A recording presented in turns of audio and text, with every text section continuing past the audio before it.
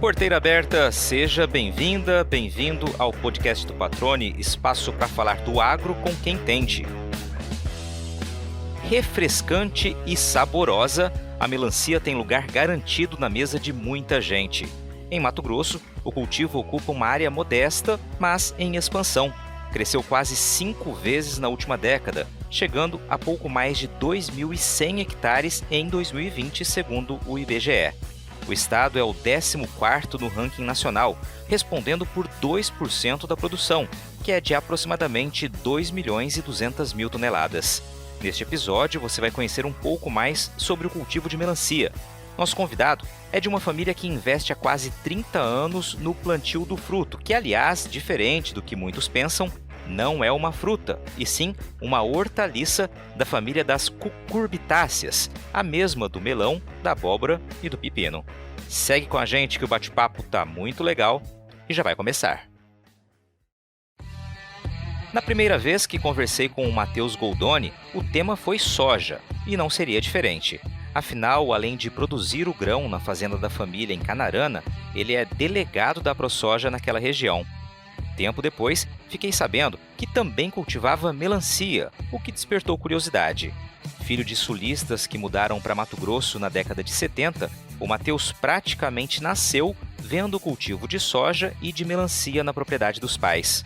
O plantio é feito após a colheita da oleaginosa, que também abre espaço para o sorgo, milheto e gergelim. A produção do fruto é estratégica, diversifica a fonte de renda e leva o trabalho da família para vários outros estados, motivo de orgulho para o nosso entrevistado, que explica os desafios, fala sobre curiosidades, perspectivas e deixa claro o quanto a atividade exige atenção e dedicação. Matheus, cara, que legal receber você aqui no podcast do Patrone. Vamos bater um papo bacana. Já tínhamos pré-conversado, né, que essa entrevista sairia um dia, mas eu sei que a agenda de quem está no campo é bastante corrida, então calhou de virmos conversar justamente no momento que você está mais corrido aí, mas acabou dando certo, né? E eu tenho certeza que vai ser um bate-papo bem bacana, cara. Seja bem-vindo ao podcast do Patrone. Como é que você está por aí? Tudo bem? Tudo bem, é com grande satisfação que a gente participa aí do seu podcast, isso aí que vem sendo sucesso aí, hoje e sempre, trazendo muita informação e muita história bacana pra gente aí. Legal, cara. Sabe que a parte da informação faz parte, né? Sempre a gente tem que buscar ajudar a fazer com que a informação, e todo mundo tem informação, né, para trazer, para contar, para falar. A gente busca sempre ajudar a fazer com que essa informação chegue ao maior número de pessoas, mas você tocou no ponto da história, né? A história das pessoas também sempre é muito legal a gente poder ouvir. Eu costumo dizer, já falei isso em outros episódios aqui, que um dos pontos mais legais, assim, de fazer o podcast é poder, né, ouvir a história das pessoas que no dia a dia a gente já não consegue mais, né, parar para conversar, nem sempre a gente tem esse tempo, e aqui a gente realmente dedica um tempo a também ouvir e conhecer um pouco mais as pessoas que a gente convive, que a gente conhece, né, ou que são indicadas para participar aqui do programa. E agora vamos começar justamente ouvindo um pouco da tua história, né? Quem é o Matheus Goldoni, como começa a tua história, claro, partindo da vinda da tua família aqui para Mato Grosso. Isso, eu sou cidadão canaranense, né? Hoje com 28 anos, né? Minha família veio do Rio Grande do Sul, como todos os colonizadores dessa região aqui. Minha mãe do Rio Grande do Sul, meu pai de Santa Catarina, eles casaram e vieram para cá no desafio de um novo lugar, terra nova, novos desafios, né? Chegaram aqui na região em 1974 e desde aí mexendo com a terra, estando aonde a gente está até hoje, na mesma propriedade, né? Assim como os irmãos, os tios, a família toda que veio, uma colônia para cá e começou a desbravar essas áreas do Mato Grosso e principalmente em Canarana. Lá no sul, eles plantavam também, eram agricultores? Como é que foi essa vinda? O que que você ouve falar dessa vinda deles para cá? Sim, foram todos produtores, né? Todos agricultores, a família era uma agricultura familiar.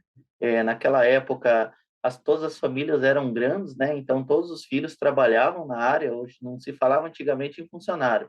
Era até engraçado que falava que antigamente se fazia mais um filho para ser mais um trabalhador, né?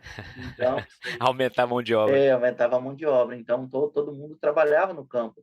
Aí chegou uma época que as famílias foram ficando grandes, o pessoal ia casando e as áreas lá eram muito pequenas. Então, nesse intuito de querer crescer, ter a sua propriedade, criar a sua família, no município da onde eles vieram, as áreas iam ficando pequenas e eles não davam conta, por exemplo, de criar a família naquele mesmo tamanho de área.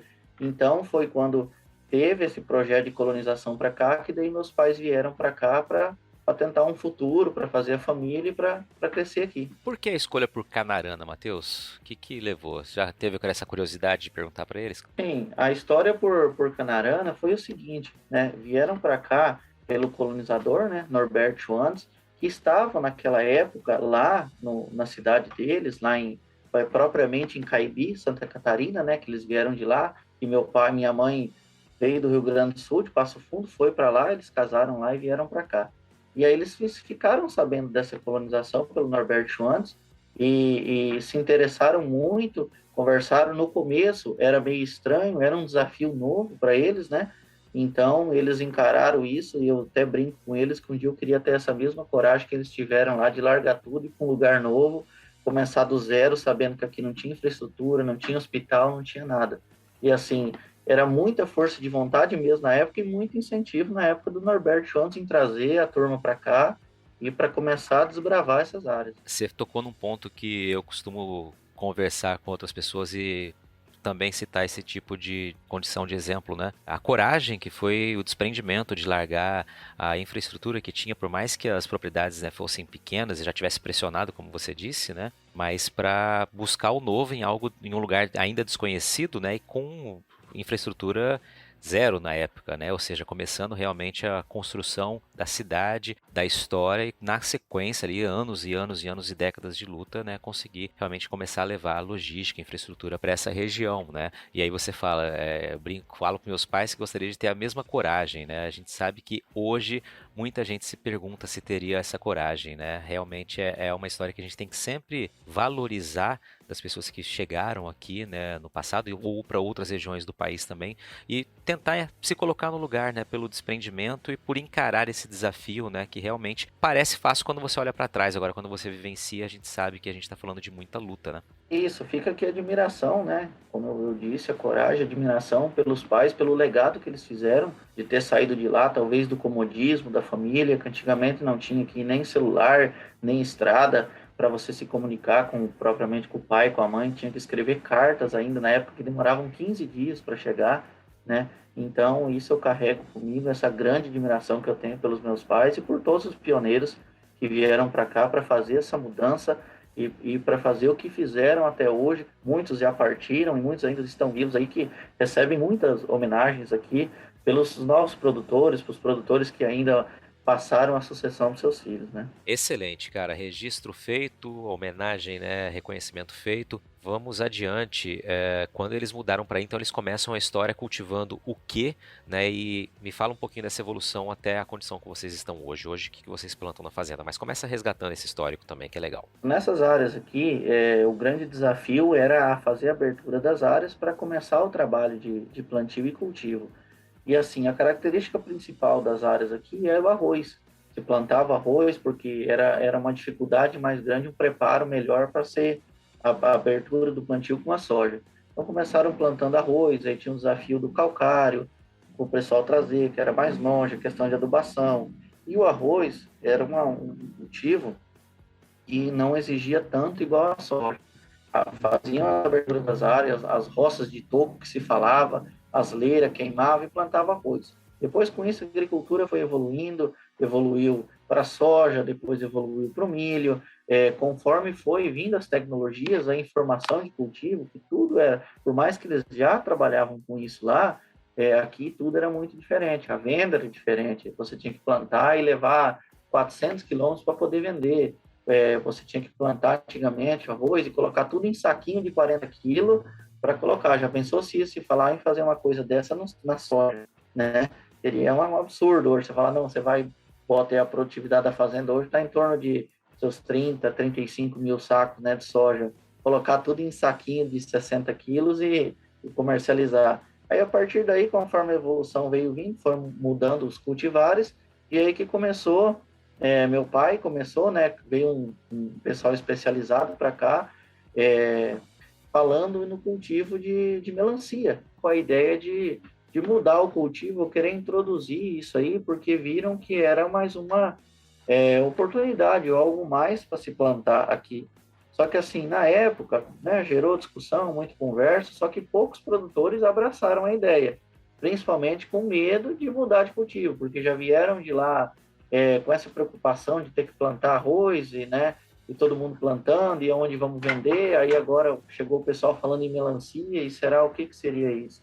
Será que daria certo? Né? E aí foi que quando abraçou a causa para começar o cultivo e o plantio. Então, hoje a gente já tem na fazenda aí, eu sou de 1992, né? Mas a fazenda já tem cultivo aí, que eu toco os negócios do meu pai desde há 28 anos já, de história de melancia. Ou seja, você praticamente nasceu vendo o cultivo de melancia aí na propriedade. Era bebezinho aí, tava começando o cultivo. Isso, eu nasci praticamente na lavoura de melancia. E aqui é a época que a gente planta, é sempre depois que a gente acabou o cultivo da soja, né? Então a gente começa a plantar aqui quando corta a época da chuva, aqui que é em maio. A melancia é irrigada no sistema de gotejo, né? E assim, aqui, sempre nessa época aqui, dava muito frio, dá muito frio até hoje. Frio assim, que a gente fala aqui é 9, 10 graus, né? Até umas frentes frias esse ano que está um pouco diferente. E a mãe conta a história, quando eu era muito pequenininho, que ela ia. O sistema de antigamente, para quem conhece melancia, era um sistema de água virada, que chamava. Que a água vinha por gravidade, abria com a enxada valetinha e a água entrava.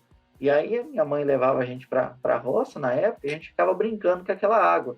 Aí eu lembro que uma época ela me levou para lá, eu era muito bebezinho, pequenininho, e eu acho que eu rolei para dentro de uma valetinha daquelas de água lá e acabei quase me congelando, porque era muito frio, né? Assim, era mês de julho, um mês muito gelado. Então eu recordo dessa história que ele conta. Você vê que não esquece, né? Aquela história de que a gente passa por algumas experiências que são inesquecíveis, né?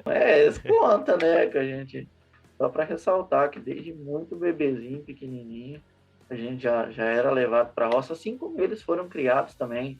Eles contam que quando eles começaram lá, da época dos pais dele, no cultivo de fumo, né, não existia a babá, ele levava a criança para a roça, deixava numa sombra, e eu falo assim, igual falam hoje, que era Deus que olhava, né, e hoje está todo mundo bem, graças a Deus, e com menos preocupação em doença, igual tinha antigamente, né. Verdade, cara. Antes da gente começar a falar mais, né, focar na produção de melancia, me fala hoje qual é o escopo da fazenda de vocês, né? O que vocês realmente cultivam, né? Quais são os produtos e as culturas e também, claro, também a área de melancia para que a gente comece a focar realmente nessa cultura tão bacana. Hoje a fazenda tem um plantio entre a fazenda, os arrendamentos, em torno de 600 hectares de soja.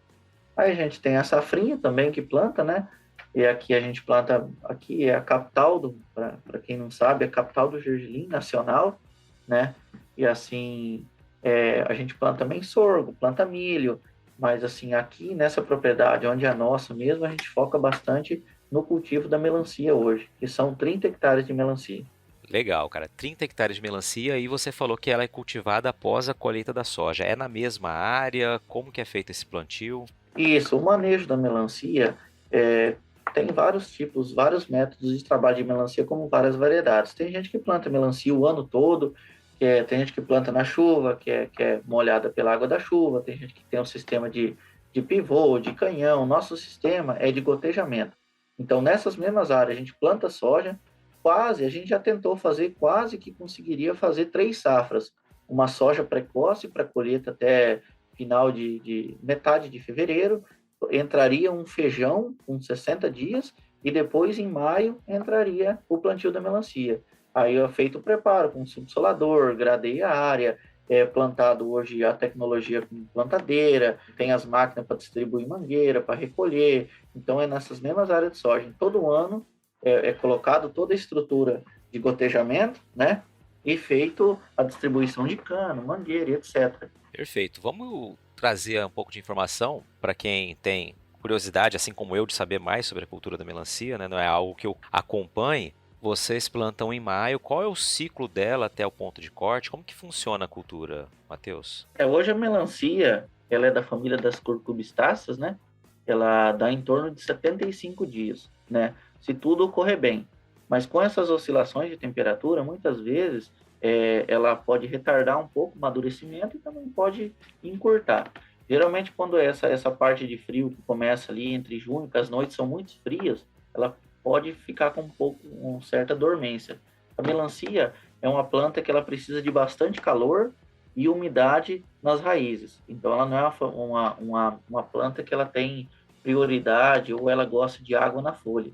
Então, quanto mais quente o período, tanto de noite quanto de dia, mais o desenvolvimento dela. Aí, claro que daí tem a adubação, né, a adubação que a gente faz no solo, e tem a fértil irrigação, que a gente coloca toda a adubação necessária conforme o ciclo dela vai indo. Então, ela de 75 dias do plantio dela até a colheita. Aí tem, no começo é feita uma adubação pesada, que é uma adubação aí hoje que em torno de 1.000 quilos de P2O5 de fósforo, e o restante nitrato de cálcio, ácido bórico, fosfato, toda a gente derrete num tanque e injeta conforme ela vai passando.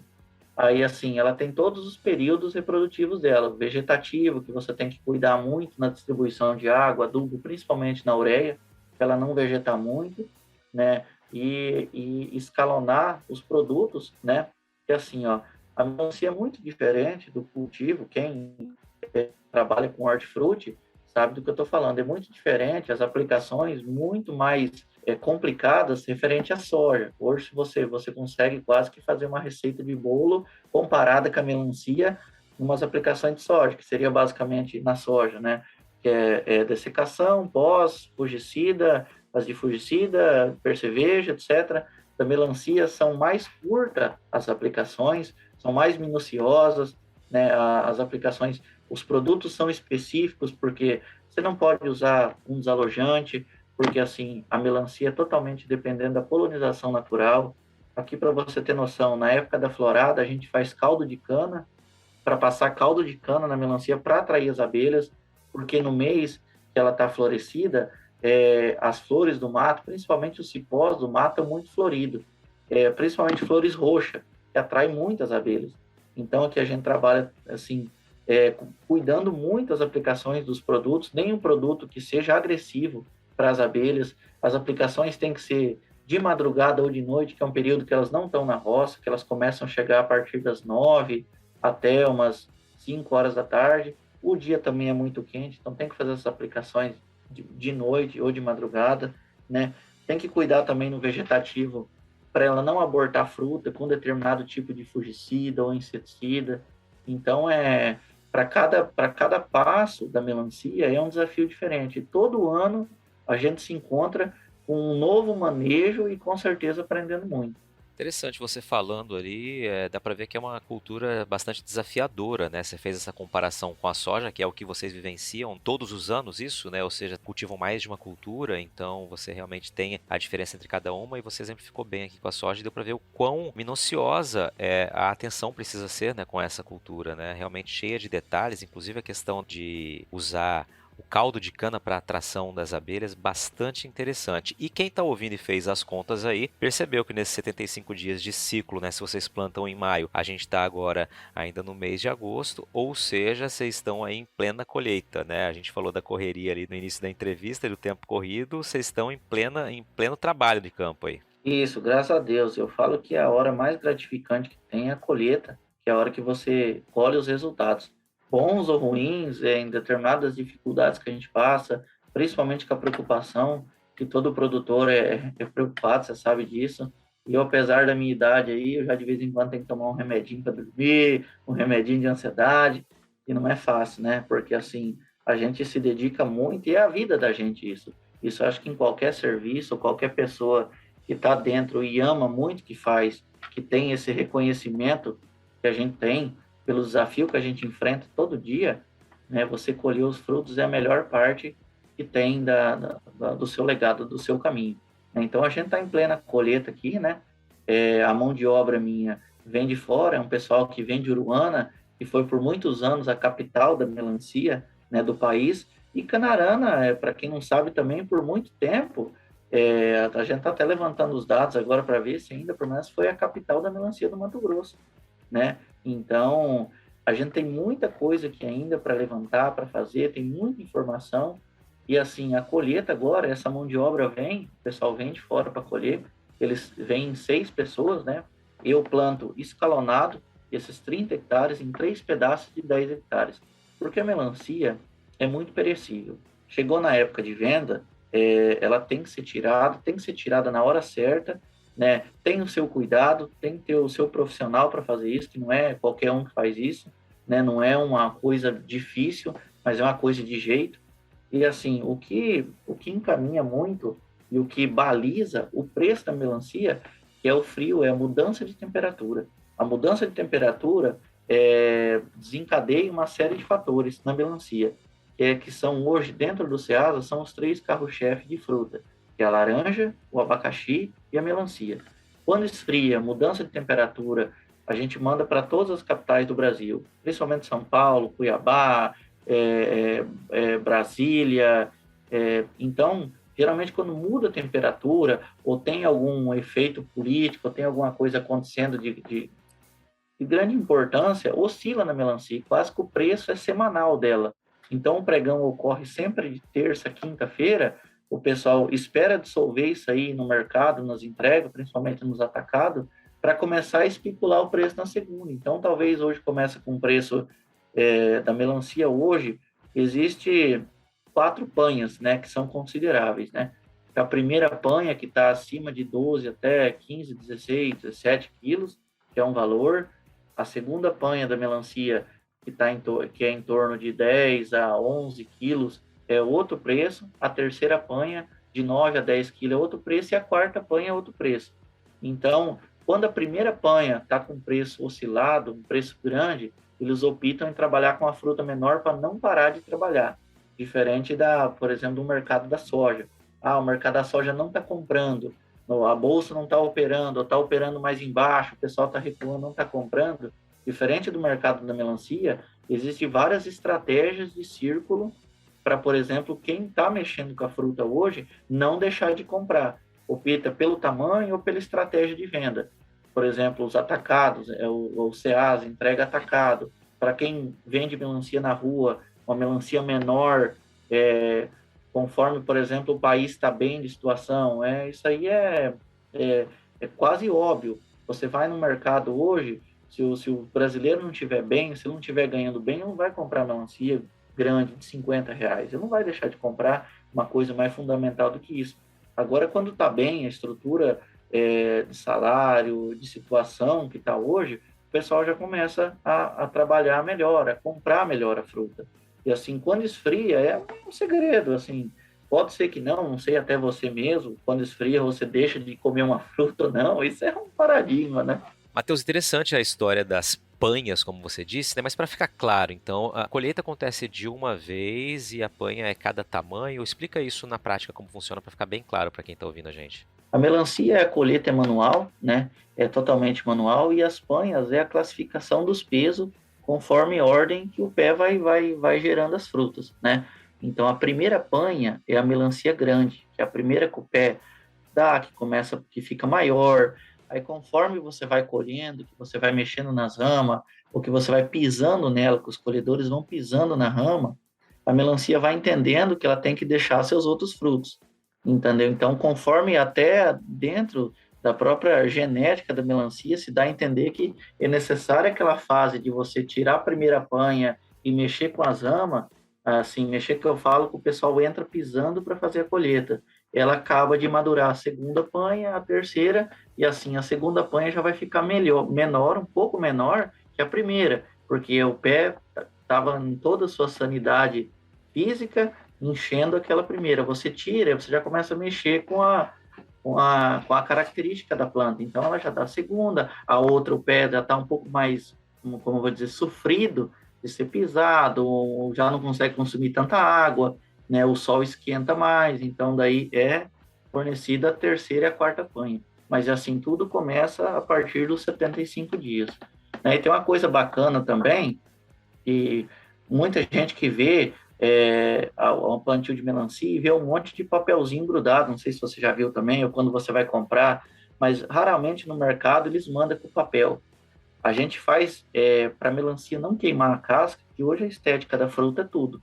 Você vê uma fruta danificada por fora, você já automaticamente imagina que ela não vai estar bacana por dentro.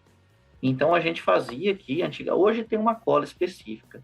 A gente fazia grude, como meus pais faziam antigamente, com polvilho e açúcar, para fazer um tipo de cola, para poder colar os papéis em cima da casca da fruta, que não danificasse a fruta e preservasse a casca dela do sol. Hoje tem uma cola específica que não danifica a casca, que é comprada, né? Facilitou um pouco mais e deixa a fruta bonita. A fruta vai para o atacadão e lá eles tiram a casca e fazem a limpeza dela e mandam para o mercado. Então, vocês não costumam ver a casca dela lá, assim, né?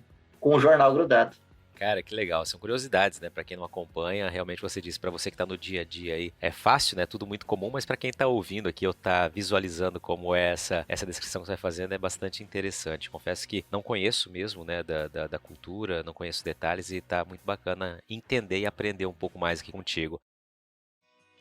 Tá chegando a hora do início de mais uma safra de soja, e com a aproximação do plantio, é fundamental saber como cuidar bem do insumo mais precioso de uma lavoura, a semente. Pensando nisso, a Agrosol listou algumas orientações importantes para você adotar durante o pré-plantio. Ouve aí! Depois que a semente é levada do armazém para a propriedade, ela tem que ser guardada em local limpo, seco e bem ventilado. A temperatura exige atenção e não deve passar de 25 graus Celsius. As embalagens não devem ser empilhadas em contato direto com o piso e nem com as paredes. Fique atento a isso, viu? Evite também armazenar as sementes junto com fertilizantes, calcário, agroquímicos, combustíveis ou outros produtos. E lembre-se sempre que você pode contar com a Agrosol para adquirir sementes de qualidade, armazenadas da melhor maneira durante o ano todo. Agrosol Sementes, germinando o futuro. Então, uma colheita para a gente entender aqui na prática. Você disse que planta escalonado, então são 3 áreas de 10 hectares, né? Você exemplificou isso na resposta um pouco tempo atrás. Uma colheita de uma área, ela demora quanto tempo, já que tem essa condição de colher a primeira vez, esperar ainda madurar os outros frutos e assim por diante? Quanto tempo demora uma colheita? A diferença de um pedaço para o outro que a gente planta é a diferença da oscilação do mercado. O medo, principalmente, como eu te falei, quando a fruta é muito perecível, chega na hora da venda, a venda travar, principalmente agora que a gente está passando, que deu uma travada na venda, o preço caiu um pouco também por causa do frio, da chuva, né? Então, a gente planta com a diferença de fazer toda a colheita da primeira, para quando entrar na segunda, tá finalizando a quarta panha do primeiro pedaço. Assim, como a gente planta melancia só uma determinada época do ano, quando você começa a entrar no mercado, você precisa fornecer todos os tipos de fruta, né? Então, você só não vende a graúda, a segunda, a terceira, a quarta panha. Quando a gente começa tirando a primeira panha do primeiro pedaço, que é a fruta graúda, quando a gente está tirando a segunda panha do primeiro pedaço, tem que coincidir a época que você já está tirando a graúda do segundo. Aí você tem a graúda do segundo pedaço, a graúda do primeiro e já começa para a segunda. Entendeu? Para você ter um leque maior de fruta para oferecer para o mercado, né? Então, tem que ser tudo isso cronometrado e especificado. Claro que todo mundo faz um planejamento, tem o seu mercado, tem os compradores há muitos anos, tem compradores daquela época do meu pai até hoje, tem compradores que passaram pela pandemia, não resistiram, infelizmente, compradores que eram pessoas, né, que tinham o seu comércio, que teve que reduzir, pessoas que compravam 50 toneladas semanais, que hoje já compra 15, pessoas que compravam 100 toneladas e não deram conta, entendeu? Então, teve essa dificuldade da pandemia e essa dificuldade também na questão de pagamentos, né? Antigamente existia, eu falo assim, uma inadimplência grande, porque o mercado era muito inseguro. Assim como começou o gergelim em Canarana, né? E a soja também. Antigamente não existia tanta segurança como existe hoje, burocrática, né? Então, a partir dessas cargas de antigamente, o próprio comprador e o próprio vendedor, produtor de melancia, aprenderam a trabalhar de um jeito diferente que nenhum e nem outro fica lesado enquanto vendido, acontecido alguma coisa errada para não conseguir o pagamento disso. Foi um desafio também, muita insegurança. Na época, muita vontade de querer desistir por causa disso, só que assim, cada dia seguindo mais firme, né? E tocando para frente, porque assim, quando você tem essa vontade de fazer, de produzir, você passa por cima disso aí sempre acreditando que tem algo melhor por vir, né? Excelente. Então, só para concluir aqui, objetivamente, vocês devem estender a colheita agora, vai terminar quando? Que mês do ano aproximadamente? Isso, em torno do mês de meados de 20 de setembro, por aí. Porque daí foi plantado o começo, a primeira foi plantada dia 20 de maio, né? E depois foi dada a diferença aí de 15 dias a cada talhão, né? Então, a partir de até setembro, a gente tá na colheita aí, tá mexendo doce por aqui. Cada hectare, Matheus, de produtividade, o que é a média aproximada aí para a gente ter uma ideia? Logo quando a gente começou aqui, igual eu falo, tudo no começo era complicado, a gente não sabia com que tipo de adubo trabalhar, com que tipo de fungicida, como fazer as coisas, né? Então a gente foi buscando informação, mas só que até você buscar informação, a gente, igual todo mundo fala, né? Você só aprende errando e às vezes o erro se torna muito caro, né?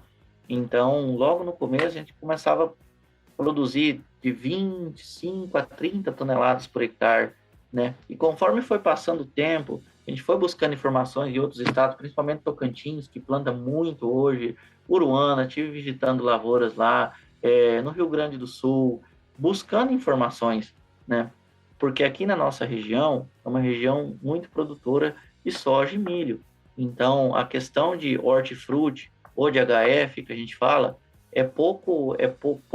poucas pessoas ou agrônomos que tem aqui para dar esse incentivo, né? Então, muita coisa que a gente aprendeu foi buscando informações fora, né? E trabalhando e errando. Chegou uma hora que você tinha que fazer, o tempo estava passando, você faz ou você não faz, então não dá certo, para você ver no outro ano fazer a mudança e o comparativo de produtividade.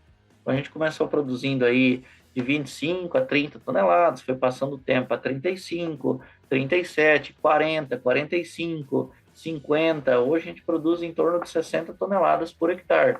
E assim, o leque da melancia é para até 80 toneladas por hectare. Mas só que daí tem tudo, aquela coisa, tem clima, tem altitude, tem tipo de irrigação, tem tipo de adubação, variedade.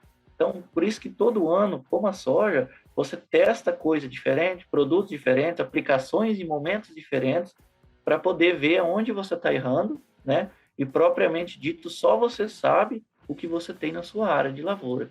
Não adianta você ir lá no Tocantins buscar informação e o fulano de tal lá está produzindo 70, 80, não, eu vou produzir também. Não é bem assim. A melancia, ela é muito rápida, ela é muito exigente, muito minuciosa e ela não aguenta desaforo. Então, praticamente você tem que ir lá dar bom dia para ela e boa noite, estar no pé dela, porque qualquer erro que você faz de um dia para o outro, você já pode sentir na produtividade. Como você disse, né? Cada propriedade, cada região tem as suas características, né? E é por isso que essa comparação, ela muitas vezes é injusta, né? Não deve ser feito, deve ser observado e deve ser visto o que pode ser aplicado, né, em cada local. Mas muito legal ver essa evolução, né? Nessas quase 3 décadas aí, vocês mais do que dobraram a produtividade, né? Isso mostra o quanto vocês se dedicam, né? Enquanto vencem os desafios, né? E encontram um caminho aí que torna a atividade viável, né? Mesmo apesar das dificuldades que você destacou algumas delas aqui. A relação receita custo, como é que tá hoje? Hoje, adubo, todo mundo sabe, adubação, fertilizante é o que todo mundo trabalha aí, desde quem planta grão até trabalha, ficou muito caro, né? Eu digo que assim, há 3 anos atrás a gente estava pagando 500 a 800 reais numa tonelada, hoje a gente está pagando já aí 4, 5 mil reais, né? Então, encareceu muito. Da época, quando a gente trabalhava, era o sistema que não tinha gotejo, hoje ela é irrigada via motor a combustão. A gente não é ligado igual a certos lugares com energia, a energia porque até então aqui a gente tem energia monofásica. E o motor para tocar isso teria que ser uma energia trifásica. Então isso nos obriga a trabalhar com motor a diesel, que já ficou mais caro também. Então teve um aumento de fertilizante, teve aumento de óleo diesel, teve aumento de semente, e a semente, quando não é um ano muito produtivo, você tem que buscar semente longe, então tem mais essa dúvida se a semente vai chegar de qualidade ou não, né? Então, o custo hoje por hectare da melancia está em torno, depende do manejo que cada um faz, mas assim, em torno, tabelado, em torno de 11 mil a 14 mil reais de custo por hectare a melancia, utilizando o motor a diesel e no sistema de gotejo que a gente tem, fora as aplicações aéreas que faz com o trator, que faz as aplicações que faz no sistema de fertirrigação, que é injetado também via trator, na mangueira. Então tem toda essa questão de custo aí. E em torno de preço, comparado em custo e preço, a melancia, assim, diferente da soja, que muita gente trava o preço, e você já sabe, por exemplo, tem gente que já travou soja para 2024, né? Você já sabe o custo. Melancia, nem amanhã eu não sei o custo dela, para você ter noção. Então, se os produtores de soja se falam corajosos, como eu sou produtor de soja também, os de melancia tem que tirar o chapéu para eles, porque eu não sei o quanto vou colher, pode ser que dê uma virose entre meio isso aí, ou pode ser que dê uma chuva, e uma chuva nessa época atrapalha muito o cultivo da melancia, igual deu aqui na nossa região, não choveu até então, o tempo ficou nublado, choveu nas cidades vizinhas, porque assim, é uma chuva ácida que vem agora e pode destruir talvez os pedaços que estão aí em pleno vigor e vegetativo.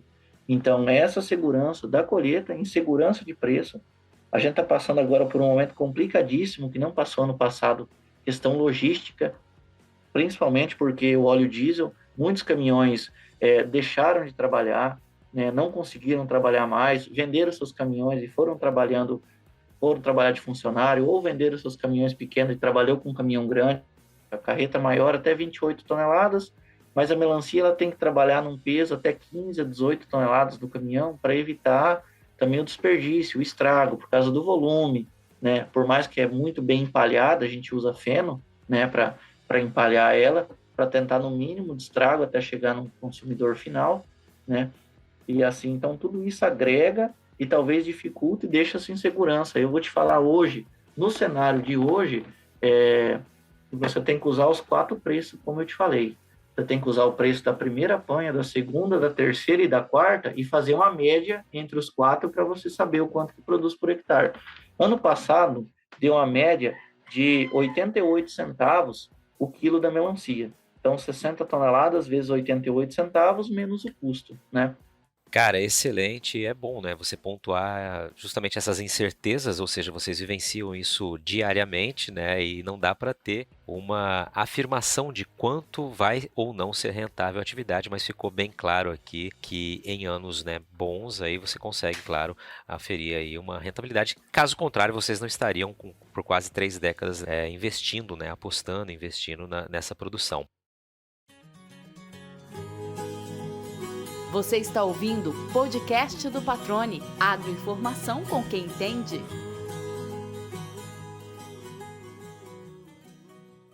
Você já disse um tempinho atrás ali, numa resposta, você explicou que vocês vendem para praticamente todas as capitais do país, né? E falou agora com relação aos caminhões aí, da questão logística, que é um dos obstáculos também. Como que é colocar essa melancia em lugares e estados tão distantes, né? Ou seja, vocês estão distribuindo não só para Mato Grosso, mas para várias regiões aí. É um desafio grande, porque assim, ó, você trabalhar hoje com frete e valores de frete é bem delicada a situação, porque em certos lugares tem muita gente que faz o frete ou que puxa o frete já pensando num retorno ou numa ida.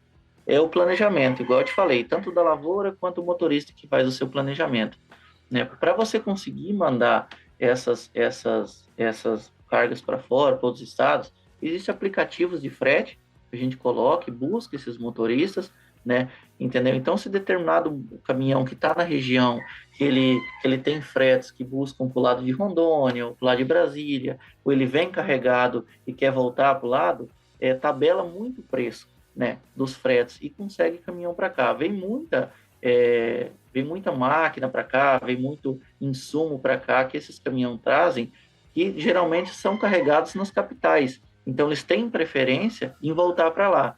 E quem sabe eles teriam que voltar vazio. Antigamente, com o preço, muitos se obrigavam em voltar vazio porque tinham seus agendamentos para retorno lá.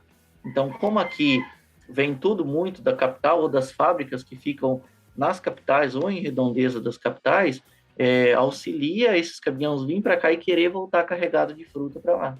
Legal, então você aproveita essa vinda do caminhão, esse retorno do caminhão para já posicionar, levar, garantir esse frete até lá. É atrativo para o motorista e, claro, para vocês, porque conseguem posicionar o produto de vocês mais distante, né? E se tem venda é porque o produto é bom, né, Matheus? Tem que fazer propaganda aqui disso também, né? Graças a Deus, né? A gente produz a melancia aqui, se dedica bastante, né? Então, igual eu falei, é uma recompensa você conseguir mandar uma fruta e chegar lá e o motorista falar, ó, o comprador gostou muito da fruta, e mais feliz ainda dele falar assim, ó, cara, eu cheguei aqui nessa distância toda e não estragou nenhuma fruta, sabe? Então, é saber que o cara tá cuidando e tá vendo o seu esforço do mesmo jeito que eu reconheço o esforço dele na hora de ofertar o frete para ele, né? Então, a parceria tem que existir, né? A gente tem que ser parceiro, tem que se ajudar, principalmente na nossa classe, que precisamos muito de um e dos outros, né? Aqui no frete, em trocar informações, em ter amigos produtores que te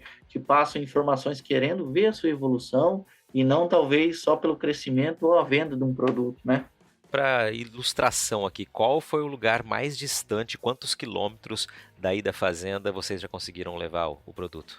Cara, já foi, até inclusive essa semana, carregamento para o Maranhão, vai carregamento para o Rio Grande do Sul, carregamento para o Pará, Itaituba, vai carregamento para Porto Alegre, mas o mais longo, cara, acho que o mais longo foi na redondeza ali de Alagoas, que foi uma carga, não estou me recordando no passado, porque como a gente está no começo da colheita agora, então daqui para frente tem muito chão para andar e muito frete para aparecer. Mas o que está ganhando até agora é um que vai para Maranhão. Então daqui Maranhão vai dar mais de 2.200, 300 quilômetros, né? Então é muito longe essa fruta até chegar no consumidor e saber que você está aqui no interior do Mato Grosso e talvez tenha alguém lá na praia comendo sua melancia, né, cara? Que legal, cara, bacana. E aí, mais uma vez, né, por o motivo pelo qual você destacou o trabalho dos motoristas que são parceiros, né, de levar a essa distância e aí garantir que o fruto, né, que a fruta chegue lá sadia, né, sem danos, né, de fato do jeito que ela saiu da roça, saiu do campo. O Matheus, pra gente caminhar pro fim aqui, cara, muito legal essa tua história. Os tópicos que você está trazendo aqui, os pontos de vista também, a gente está conseguindo entender um pouco do cenário, né, de que é plantar melancia aqui em Mato Grosso. O estado planta quanto? Qual é o tamanho da produção de melancia? Você tem uma ideia quanto a isso? Cara, hoje um número exato eu não sei, assim, te falar certo, que todo ano muda. Como Canarana foi por muito tempo capital da melancia, muitos produtores pararam de plantar, foram para soja, do mesmo jeito em outras cidades. Assim, a gente faz o censo, hoje eu sou delegado da ProSoja também, então daqui de Canaré, então geralmente a gente está sempre acompanhando os dados do IMEA, tanto para produção de grãos e melancia. Cara, hoje no estado do Mato Grosso, essa determinada época aqui, a gente deve se falar não em uma certa cidade, do estado inteiro, vamos falar desde a época da seca até a época da chuva, né? Grosso modo falando, em torno de 1.000 hectares de melancia plantado. Isso, às vezes, que não entra na contagem, muita agricultura familiar, que planta meio hectare, 1 hectare, 2, isso aí é relativamente de produtores de grande escala, né? Hoje a gente fala, por exemplo, aqui, em torno de 1.500.000 quilos de melancia por safra, né? Mas tem aquele que planta na beira de estrada, que colhe um pouquinho, que vende na banquinha ali, então talvez esse número não pode ser contabilizado, eu acho que está bem mais esse número. Legal, te perguntei isso para saber, né? Plantar 30 hectares de melancia em Mato Grosso significa que vocês estão entre os maiores produtores? Tem gente que planta mais que vocês? Cara, hoje aqui na Canarana, assim, eu sou o maior, né, que planta, né?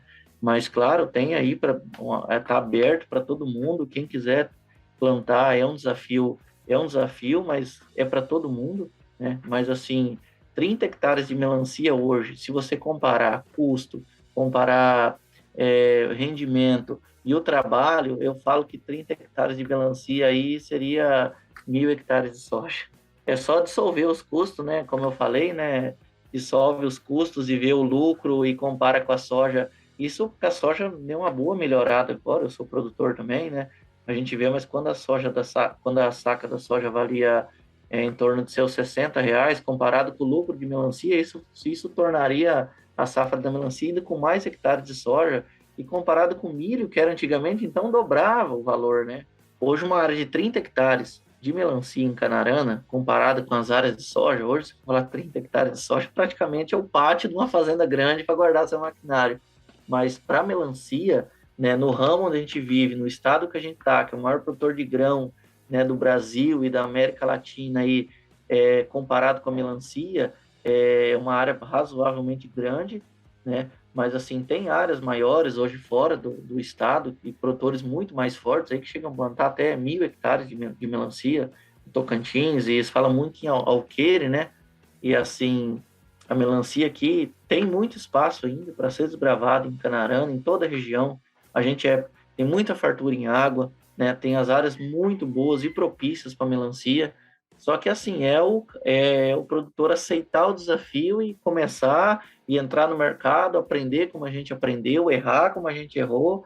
Só que, assim, é aquela coisa, o produtor que planta soja e milho tá ali, não, tá bom, desse jeito eu não vou optar. E a gente já carrega uma bagagem de história de lá atrás. Então, pode ser que mude muito o preço, lá na frente mude de ideia, mas essa essência de plantar melancia nunca vai sair da gente, por maior o desafio que seja, né? Que legal, cara. Pô, super legal esse bate-papo. Passou rápido aqui. Acho que deu para entender bastante do cenário, da atividade, né? Do desafio que é, das possibilidades, das expectativas e principalmente, né, de como você se dedica a isso, né, e realmente vivencia esse dia a dia como ninguém. Como eu disse no começo da entrevista, depois mais no meio ali, você está em plena colheita, parou um tempinho para estar aqui conversando com a gente e falando, né, realmente do que você faz aí. Muito legal, cara, muito bacana a tua história, teu trabalho. Obrigado por dividir aqui com a gente. E agora a gente só espera que na próxima vinda tua aqui para Cuiabá você traga um pouco da melancia para que a gente possa realmente certificar se vale a pena percorrer essa distância toda, né, para estar lá